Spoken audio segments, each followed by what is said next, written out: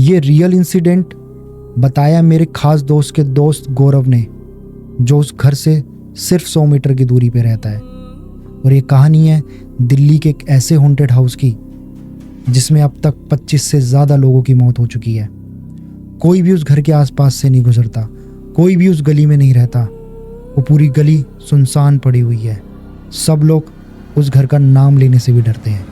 और ये कहानी है उसी घर की। ये कहानी है दिल्ली के मोस्ट हॉन्टेड हाउस की। एक ऐसा हॉन्टेड हाउस जिसके अंदर जाने तो दूर की बात है, इस घर की कोई बात तक नहीं करता, ना उस घर के आसपास से कोई गुजरता। लोग कहते हैं इस घर में एक चुड़ैल रहती है, एक ऐसी श्रापित चुड़ैल जो किसी को भी नहीं बख्शती। आज तक जो भी इस घर के अंदर गया है वो कभी लौट कर नहीं आया, मानो जैसे ज़मीन ने निगल लिया हो। ये कहानी है दिल्ली के लाजपत नगर का घर E17 की, जो पिछले 50 साल से खाली पड़ा है। खाली नहीं, श्रापित है। अगर आपको डर लगता है या फिर आपका दिल कमज़ोर है तो इस कहानी को बिल्कुल भी मत देखना, क्योंकि इस कहानी को देखने के बाद अगर आपके साथ कुछ भी होता है तो इसकी जिम्मेदारी हमारी नहीं होगी। ये एक सच्ची और बहुत ही डरावनी घटना है, एक ऐसी दिल दिला देने वाली घटना जो मुझे बताई है मेरे दोस्त के खास दोस्त गौरव ने, जो वहीं उस घर के पास 100 मीटर की दूरी पे रहता है। इस पूरी कहानी में ऐसी ऐसी घटनाएं कि आपकी पूरी रूह कांप जाएगी। शायद आज आपको सही से नींद भी ना आ पाए। तो अब इस कहानी को शुरू करते हैं। कहा जाता है जो भी उस घर में गया जिंदा वापस नहीं आया। ना उसकी लाश मिली, ना आवाज़, बस एक अजीब सी खामोशी, जैसे मौत ने खुद वहाँ घर बसा लिया हो। लोग कहते हैं घर के अंधेरे में उस घर के कमरे से एक औरत की चीखें आती हैं, कभी हंसी, कभी रोना और कभी ऐसी गुनगुनाहट जो सीधा इंसान के दिमाग और दिल को हिला दे। और सबसे अजीब बात, 50 साल पहले एक औरत इस घर में रहती थी। उसका नाम था वेदई। लोगों ने कहा वो एक तांत्रिक थी जो अपने शक्तियों के बढ़ाने के लिए जानवर और इंसानों की बलि दिया करती थी। लोग कहते हैं उसने अपने पति और 3 साल के बच्चे की भी बलि दे दी थी। तो उसके पति के घर वालों ने उसे जिंदा जला दिया था उसी घर के अंदर। तब से लोग कहते हैं वेदई अब भी वहाँ रहती है एक चुड़ैल बनकर। उस घर का नया मालिक उस घर को बेचना चाहता है हर कीमत पर, लेकिन हर एजेंट, हर बायर या तो भाग गए या फिर कहीं गायब हो गए हमेशा के लिए। लेकिन एक दिन नई फैमिली आती है बिहार से दिल्ली, जो मिडिल क्लास फैमिली है।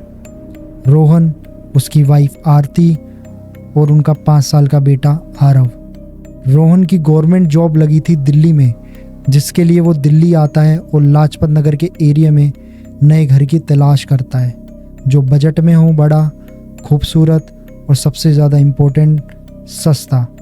प्रॉपर्टी डीलर उस घर की डील उस घर के मालिक और रोहन के बीच करा देता है, और उस घर का मालिक रोहन को वो घर मार्केट रेट से आधे रेट पे सेल कर देता है सस्ते में।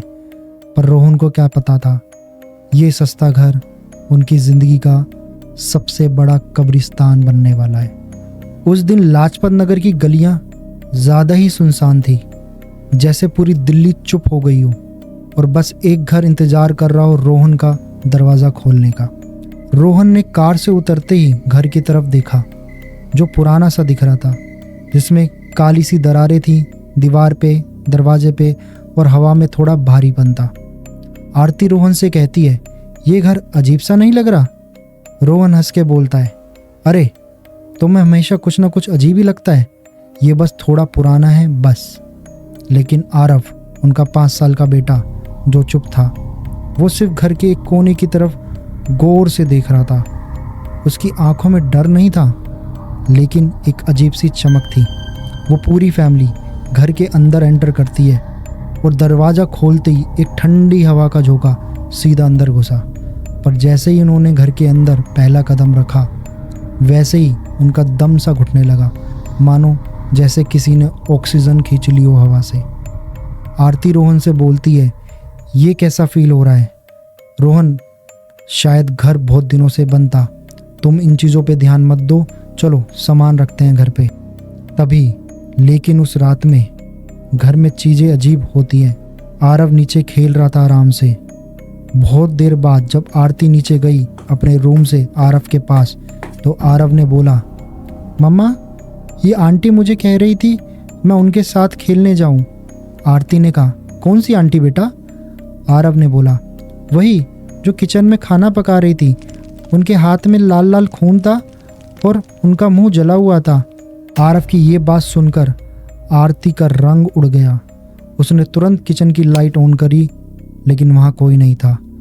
बस एक पुरानी जल चुकी मांस वाली हड्डी और उसकी बदबू हवा में फैल रही थी। रात 3 बजे आरती ने आवाज़ सुनी किसी के चलने की, लेकिन ये चलना ज़मीन पर नहीं था, छत पे था। आरती ने तभी रोहन को जगाया और बोला, छत पे से किसी के चलने की आवाज़ आ रही है। रोहन हड़बड़ाहट में उठा और उठते ही उसने टॉर्च जलाई और छत तक गया, बट वहाँ कुछ नहीं था। लेकिन जैसे ही उसने नीचे देखा, आरव खिड़की के पास खड़ा हुआ था। उसके पीछे एक औरत थी, लंबी, काली और धुंधली, जिसके मुंह से कुछ लाल खून जैसा टपक रहा था। रोहन बहुत तेजी से चीखा, आरव! और जब तक वो वापस खिड़की के पास गया, आरव वहां से गायब हो चुका था। उस रात रोहन और आरती ने जो देखा, उसके बाद उनका भरोसा, उनका लॉजिक और उनकी हिम्मत सब कुछ टूट गई। मानो जैसे सब कुछ बिखर गया हो, सब कुछ खत्म हो गया हो। वैदेही वापस आ गई थी 50 साल बाद अपने घर में बदला लेने के लिए। जब आरव गायब हुआ, रोहन और आरती का पूरा विश्वास हिल गया और हर कोने में उसकी आवाज़ ढूंढी गई, लेकिन जवाब में सिर्फ सन्नाटा था और कभी कभी एक हल्की सी हंसी। आरती दीवार से चिपकी रो रही थी और रोहन को बोल रही थी कि मेरे बच्चे को ढूंढ के लाओ कहीं से भी। रोहन ने हर जगह आरव को ढूंढा, घर में, लेकिन वहाँ कोई नहीं मिला, मानो जैसे ज़मीन निगल गई हो या आसमान खा गया हो। तभी रोहन को याद आता है कि छत पर एक स्टोर था और वो स्टोर की तरफ बढ़ता है और उस स्टोर का ताला तोड़ता है और स्टोर को खोलता है, और वहाँ उसे एक पुराना लकड़ी का बॉक्स मिला जिसमें एक डायरी थी। डायरी पे एक नाम लिखा था, वैदेही, और एक फ़ोटो जिसमें वैदेही एक कुर्सी पे बैठी हुई थी, लेकिन उसकी आंखें काली थी, उसका चेहरा आधा जला हुआ था। रोहन जैसे ही उस डायरी को खोलता है, उसमें काले स्याही से लिखा होता है, अब तू और तेरी बीवी दोनों मरेंगे। रोहन उसे देखकर बहुत घबरा जाता है और तेजी से नीचे भागते हुए आरती के पास जाता है और आरती को वो सब बताता है जो उसने ऊपर देखा। आरती बहुत घबरा जाती है और डर जाती है। रोहन को बोलती है, हम अभी इसी वक्त इस घर से बाहर निकलेंगे और लोगों से मदद मांगेंगे। रोहन और आरती बाहर निकलने की जैसे ही कोशिश करते हैं, घर का गेट अपने आप बंद हो जाता है और गेट के साथ साथ उस घर की सारी खिड़कियां बंद हो जाती है। तभी एक आवाज़ सुनाई देती है, हंसी की ज़ोर ज़ोर से, और सुनाई देती है कि तुम दोनों को कोई भी नहीं बचा सकता।